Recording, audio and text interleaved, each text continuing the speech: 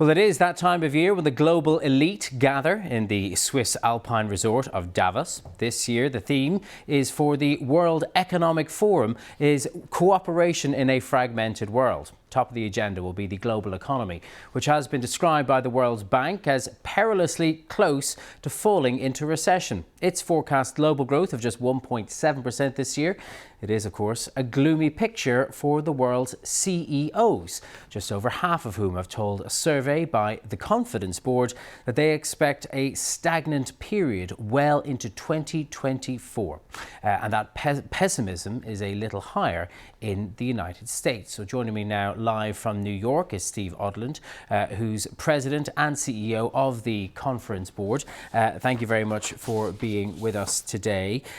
Your members obviously not alone in expecting this year to be pretty tough. We've been talking about world leaders gathering in Davos to try and find a way out of it. Realistically, is there anything they can do?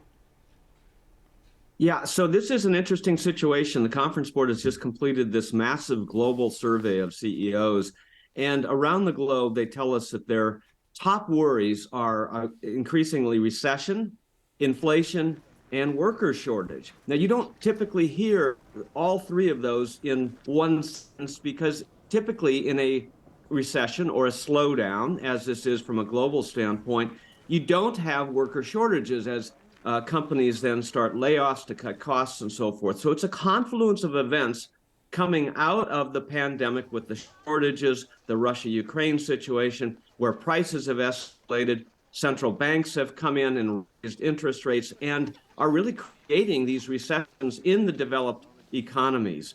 In China, of course, CEOs are still worried about COVID-19 as the zero COVID policy is released. So you've got these worries all over the globe. And officials in every country are trying to wrestle with what to do about it. Indeed.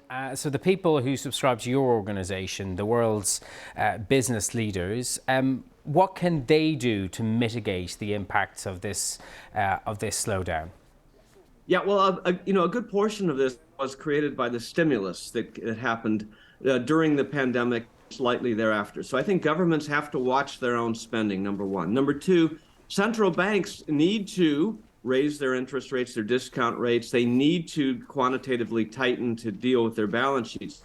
But they have to be careful at the rate from here. They've gone up very precipitously, and especially in Western Europe and in the United States, North America generally, they've gone up very high. So the question is, can they engineer a soft landing, meaning avoid a recession or not? And so these next two Fed meetings, U.S. Fed meetings in February and March, will be telling. And Steve, the fact that the labour market is so tight right now, you cited labour shortages there. Does that mean that companies, as they seek to keep a lid on costs, might be reluctant to shed employees?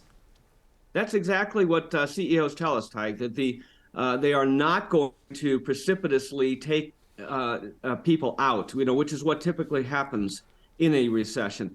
They have skill set shortages all throughout their organizations. They also have baby boomers retiring at an accelerated rate. We knew that baby boomers were going to retire, of course, but they retired early during the pandemic. They're not coming back. So you have a lot of these shortages, and so people are actually holding back on their employees, and so therefore Indeed. trying to cut costs elsewhere.